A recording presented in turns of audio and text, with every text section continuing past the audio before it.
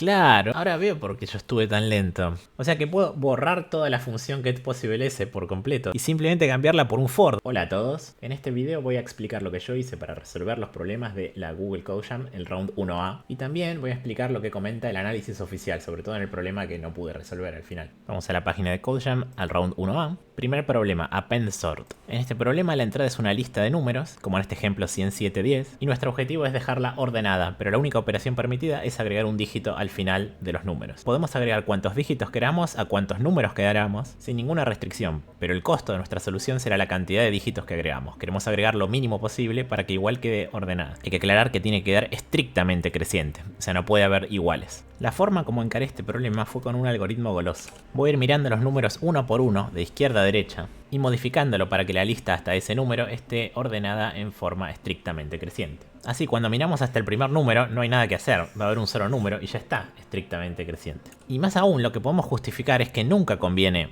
agregar dígitos a este primer número. Esto es fácil de imaginar porque en cualquier solución válida en la cual se agrega algo a este número, como va a quedar estrictamente creciente, el siguiente y todos los demás son mayores que el número aumentado con un dígito al final. Por lo tanto, si a esta misma solución yo le borro ese dígito extra, el número se achica y va a seguir quedando estrictamente creciente. Esto demuestra que nunca conviene agregar nada al primero. Por un argumento análogo, podemos justificar que conviene dejar cada número lo más chico posible, porque eso es lo que menos nos restringe para los números que siguen a la derecha. Por ejemplo, si yo transformo el segundo en 799, el siguiente tendrá que ser al menos 800, y lo mismo todos los que vengan después.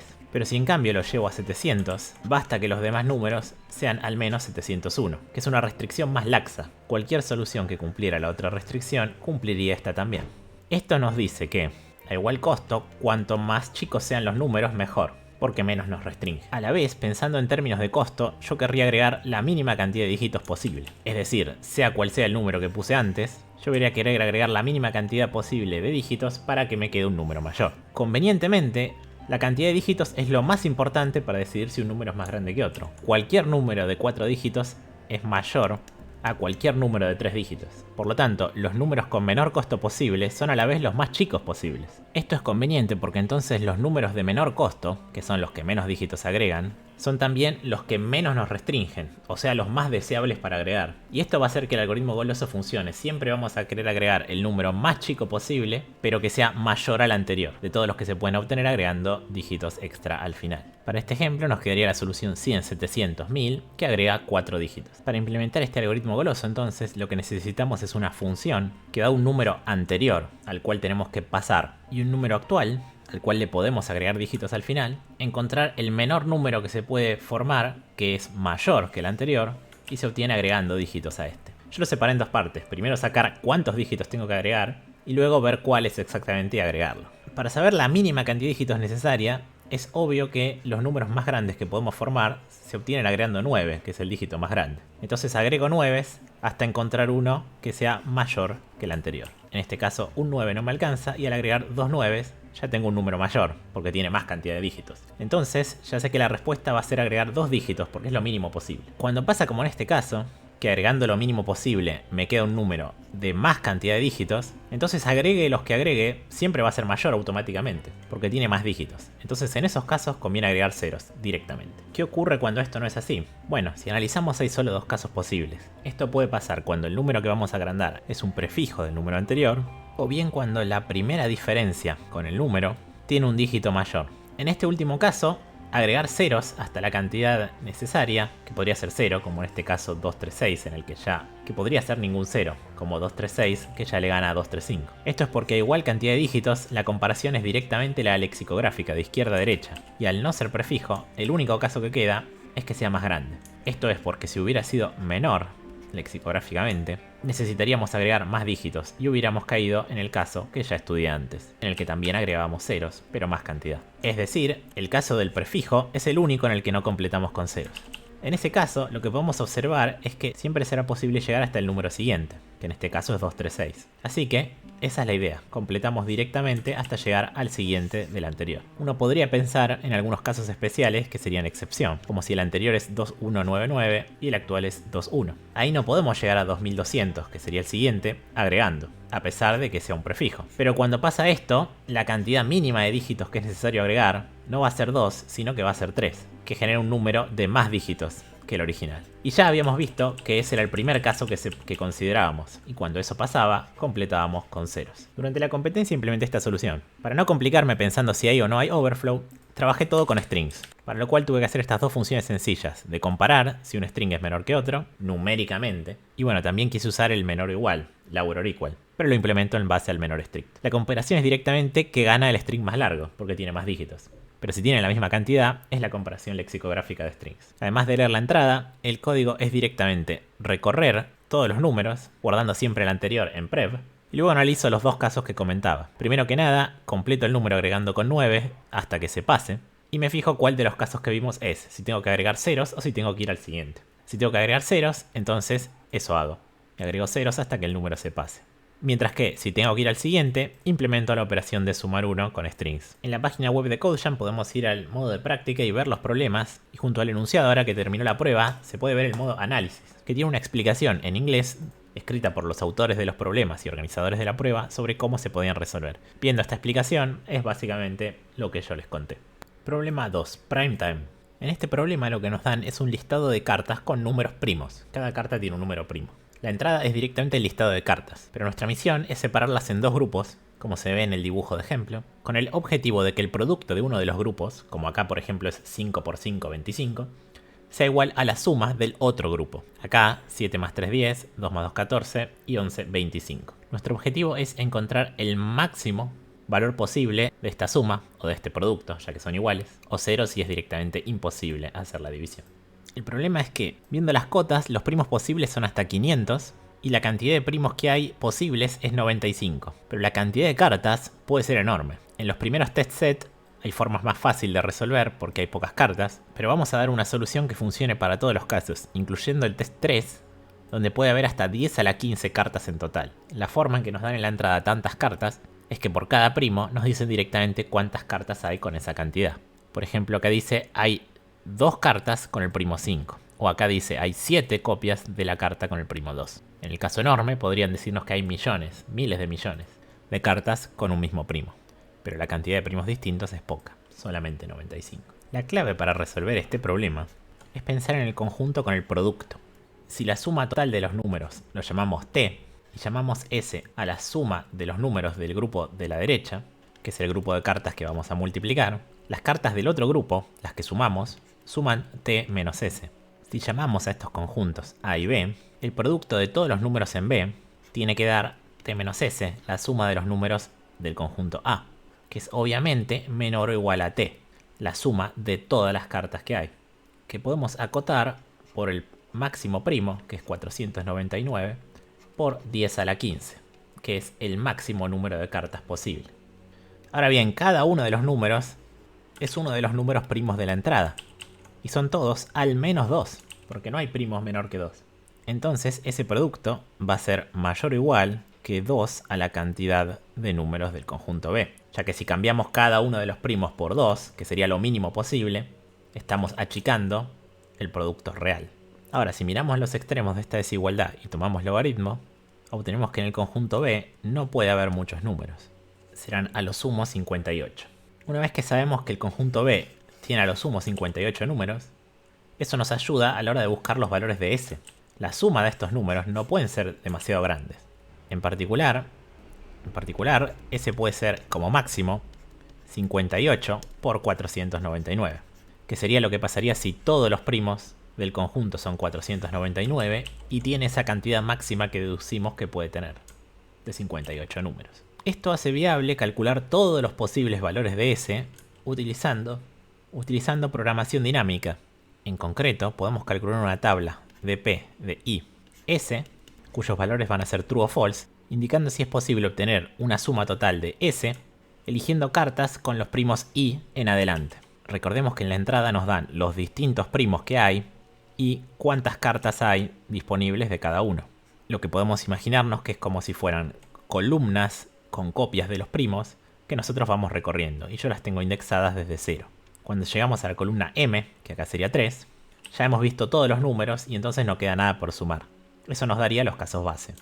dp de M0 va a ser true, porque podemos sumar 0 sin hacer nada, y si no, es false, porque como ya recorrimos todos los primos y no hay nada para sumar, es imposible obtener una suma positiva. La recursión consiste en cada paso de considerar cuántas cartas de ese primo voy a utilizar. Si esa cantidad de cartas la llamo K, si para algún valor de K es posible formar lo que nos falta sumar luego de poner esas cartas con los primos restantes, entonces será posible cumplir este objetivo original. Ahora bien, la clave es que K va a ser menor o igual a 58.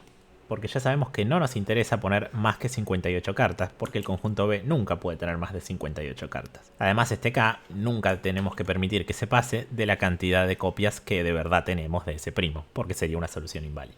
El tamaño total de esta tabla entonces no queda muy grande, queda 58 por 499, que es el tamaño de S, por 58 por M, que es a lo sumo 95. Ahora bien, una vez que hicimos todo esto, tenemos los valores candidatos de S y tenemos que ir probando uno por uno a ver cuál funciona. Pero ¿cómo sabemos si un cierto valor de S funciona? La clave está en este análisis que hicimos antes. Una vez que tenemos S, podemos calcular T menos S, que va a ser la suma del conjunto A, pero eso también va a ser el producto de los números del conjunto B. En otras palabras, la factorización en primos de T menos S nos enumera exactamente qué primos conforman el conjunto B. Como el conjunto B tiene que estar formado por algunos primos de la entrada, entonces, para chequear, simplemente tomamos el número T menos S, lo vamos dividiendo por los distintos primos de la entrada, y verificamos que, al hacerlo, llegamos a 1, porque si no, tiene algún primo que no está en la entrada, y además de eso, que nunca tuvimos que gastar más primos que las cartas que tenemos. Es decir, si por ejemplo T menos S hubiera sido 8, sería inválido porque necesito usar 3 cartas 2, pero solamente tenemos 2. Finalmente, no nos tenemos que olvidar de chequear que ese conjunto B que se forma usando la factorización efectivamente sume S, ya que podría sumar otra cosa y entonces no estamos dando con una solución válida. Yo la primera vez que lo implementé me olvidé este if y me daba cualquier cosa. Una observación útil para la implementación es que como buscamos el valor máximo de T menos S, buscamos el valor mínimo de S, o sea que podemos irlos probando de menor a mayor y parar en el primero que funcione. Como resumen, veamos cómo probaríamos en el ejemplo la suma S igual a 13, que da una solución válida, aunque no es la óptima. A partir de que S es igual a 13, calcularíamos T menos S, que es igual a 22, y nos dice la suma de los elementos que van a ir a parar al conjunto A. Pero eso también tiene que coincidir con el producto de los números que van a ir a parar al conjunto B. Como 22 se descompone en primos como 11 por 2, necesariamente los primos que van a parar al conjunto B serán 11 y 2.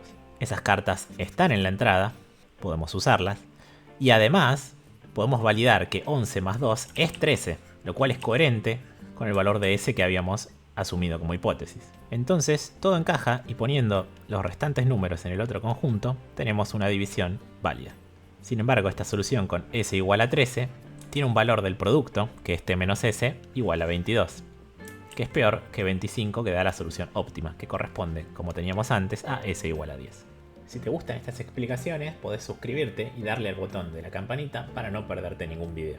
Algo interesante es que la primera vez que programé y envié este problema, no me di cuenta que alcanzaba con solamente chequear los primos de la entrada.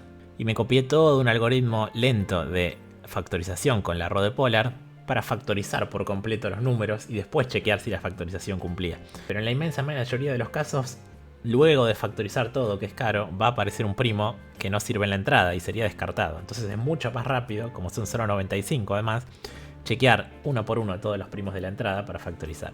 La solución programada es básicamente lo que les comentaba. Comenzamos leyendo y cargando la lista de primos. Luego llamamos a una función getPossibleS para calcular todos los valores posibles de S con la dp anterior. Lo que hace es exactamente calcular la tabla de dp que comentábamos y al final cargar un vector con los posibles valores de S que salen de la dp. Y al final, por cada valor de S, hacemos todos los posibles chequeos. Verificamos T menos S, que sea un candidato válido, y lo vamos factorizando extrayéndole los primos. Si al final todo funcionó sin error, ese valor de S funciona, y como los estamos iterando en orden, el primero que funcione ya es la respuesta. Si ninguno funciona, queda 0. Claro, ahora veo por qué yo estuve tan lento. Claro, qué torpe. Estoy leyendo el análisis, que es algo muy importante para aprender y seguir creciendo y mejorando en programación competitiva. Hacer los problemas, y tanto para los que salieron como para los que no salieron, cuando hay un análisis o un tutorial o una explicación oficial, ir a ver la explicación oficial, a ver qué se podía hacer diferente. Y claro, me recompliqué porque acá comenta que toda la parte de la programación dinámica no hace falta, porque claro, yo ya acoté que hay hasta 60 por 499 como máximo. Sí, yo ponía 58, pero 60 es razonable también. De hecho, en el código puse 60. O sea que la suma S puede ser a lo sumo 30.000 casi. Pero bueno, es tan rápido el chequeo para ver si un valor de S funciona o no, que no hace falta primero complicarse haciendo un subset sum para ver solamente los valores que son posibles, que además pueden ser casi todos posibles, en los casos en los que tenemos muchísimos primos. O sea que puedo borrar toda la función getPossibleS por completo del código y simplemente cambiarla por un for, donde voy probando todos los valores hasta 30.000, a ver si alguno funciona. Me compliqué de una manera, pero bueno, funciona.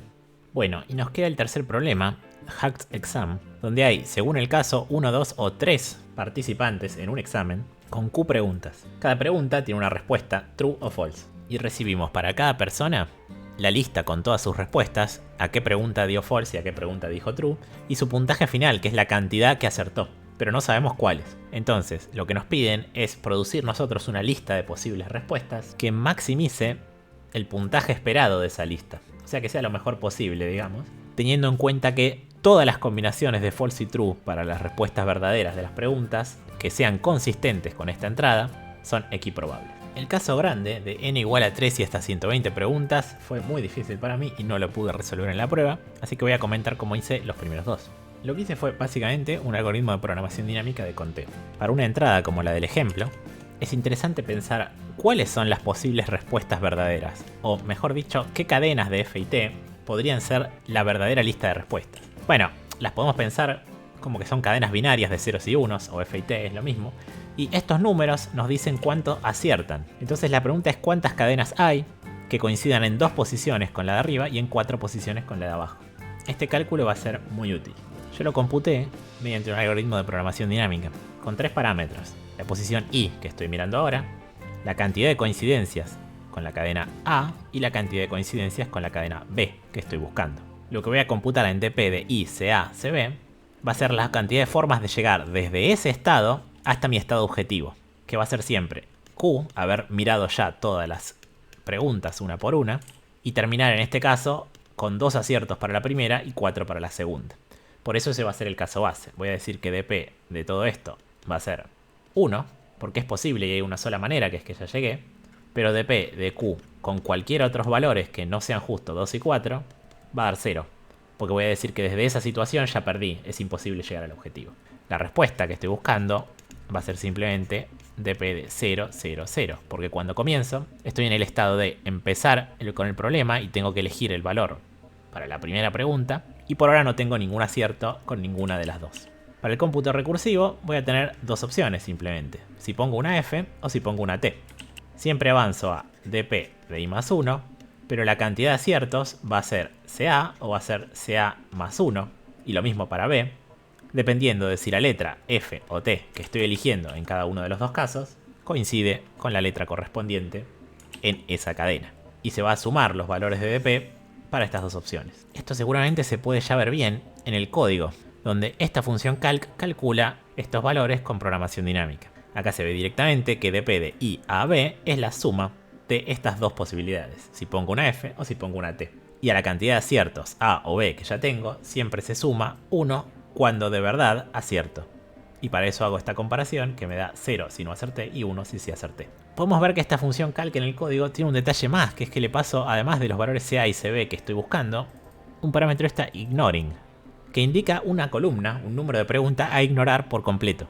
Y en el código, si justo estoy en esa columna, digo que dp de i a b es dp de i más 1 a b. Es decir, computo todo tal cual como si esa columna no existiera. Ahora voy a explicar por qué me interesa calcular esto, que sería computar el mismo valor de la dp pero ignorando algunas columnas. La razón es que si nos imaginamos variables x y que valen 0 si fallo la pregunta i o 1 si la acierto, nuestro puntaje final P que estamos queriendo maximizar va a ser la suma de los XY. Y por la linealidad de la esperanza, el valor esperado de P va a ser la suma de los valores esperados de XY. Y esto es buenísimo porque nos permite elegir en forma completamente independiente cada carácter de la respuesta. Es decir, por ejemplo, si yo miro la quinta letra, va a haber una cierta probabilidad de acertar si pongo F y una cierta probabilidad de acertar si pongo T. Puedo elegir la que sea mayor de esas dos. Por ejemplo, supongamos que elegir F me diera un valor de 0,7, pero elegir F me diera un valor de 0,3 de acertar esa casilla. Si elijo T, entonces, en esta sumatoria, el valor esperado de esa variable x5 va a ser 0,7. Entonces eso va a ser directamente lo que quiero elegir. Gracias a la linealidad de la esperanza, puedo calcular por separado cada una de las casillas y elegir la mejor. Ahora bien, para poder elegir la mejor, tengo que poder calcular estas dos probabilidades. ¿Cuál es la probabilidad de acertar si pongo F y cuál es la probabilidad de acertar si pongo T? Como estamos en un espacio de equiprobabilidad, eso se puede calcular haciendo casos favorables dividido casos totales. Ahora bien, la cantidad de casos totales lo puedo calcular llamando a la función calc que usaba el método de P sobre las cadenas originales sin ignorar nada. Lo que en mi implementación es una llamada a calc diciéndole que ignore la columna -1, que nunca la va a encontrar, así que no va a ignorar nada. ¿Y cuántos son entonces los casos favorables? Bueno, por ejemplo, si vamos a elegir poner la letra T en la quinta columna, cuando estamos mirando esa columna, la cantidad de casos favorables será de todas las posibles cadenas, aquellas que tengan una T en esta posición. Ahora bien, tener una T en esta quinta posición garantiza un acierto con la primera cadena y un fallo con la segunda. Simplemente porque justo en este caso la primera tiene una T y la segunda una F. Entonces, en el resto de las posiciones voy a tener que tener un acierto en la primera cadena y 4 aciertos en la segunda. Esto lo puedo hacer convenientemente llamando a calc que recalcule la misma de P, pero diciéndole que ahora en lugar de 2, 4, busque obtener los valores 1 o 4 y que ignore la quinta columna. Esa es la razón por la que voy a correr varias versiones de la de P ignorando cada columna. Entonces realizo Q llamadas al método de programación dinámica, que tiene a su vez una complejidad de Q al cubo, porque todos estos parámetros I, CA, CB varían de 0 a Q. Y notemos que toda esta solución funciona exactamente igual si en lugar de 2 jugadores tuviéramos 3 jugadores. Pero este 3 en realidad es n más 1, porque tenemos n variables CA, CB, CC, etc. por cada jugador, más 1 que es el índice I. Entonces la complejidad final de nuestra solución es O de Q a la n más 2, que es suficiente para resolver el caso 2. Pero no tenemos ni la más mínima chance con este método de resolver el caso 3. La cantidad de operaciones estimada nos queda algo así como 2 por 10 a la 10. Alguien podría pensar que está medio al borde, pero recordemos que nos dan 30 segundos para resolver 2000 casos. No hay mucha chance. El código de la función calc ya lo vimos, y el resto es bastante directo. Leo la cadena, calculo tot llamando a calc, y por cada una de las preguntas hago la llamada calc correspondiente y me fijo si es mejor poner una F o poner una T, computando así en red la cadena que quiero devolver. Ah, un detalle. Al final, sumando todos los calc, con eso tengo la fracción con el resultado, numerador y denominador, pero todavía falta dividirlo por el máximo común divisor para normalizar. Ah, un detalle es que separé el caso n igual a 1, aunque lo podríamos haber resuelto con un método similar.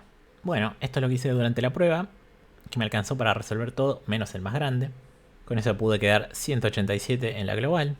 Y segundo de Argentina, felicitaciones a Lucas Rearte que pudo resolver toda la prueba completa, incluyendo el último grande. Y voy a leer ahora el análisis a ver qué me comenta sobre cómo se podía hacer el último. Bueno, acá dan un truquito interesante que vale la pena mencionar, que es que para simplificar el código, en lugar de separar como hice yo el caso de 1, que era totalmente innecesario, se puede asumir que siempre vienen 2, porque lo que se puede hacer es copiar y agregar un segundo estudiante con exactamente la misma información que el primero. Y como dice exactamente la misma información y no agrega nada, es obvio que la respuesta óptima no va a cambiar. Bueno, acá ocurre algo muy interesante. Para el caso 2, dice A More Competitive Programming Standard Solution y describe la solución que yo les conté, básicamente. Aunque acá dice que O de Q a la cuarta, que es la complejidad que me queda a mí, puede ser muy lento. Supongo que depende del lenguaje y de si está bien implementado y esos detalles. Y da un truco para bajarlo a O de Q al cubo. Es bastante ingenioso. Se basa en mirar de alguna manera estas columnas que yo marqué. Y lo que dice es que, claro, yo corro el algoritmo cúbico de programación dinámica Q veces, una vez por cada columna. Pero los roles de qué pregunta es qué pregunta da lo mismo, porque no nos dan información sobre ninguna pregunta específica. Nos dicen solo la cantidad de aciertos en total. En otras palabras, permutar las columnas da la misma respuesta, no cambia nada. Y eso significa que las probabilidades que estoy calculando, para todas las columnas que tengan esta forma TF, por ejemplo, de una T arriba y una F abajo, van a dar igual.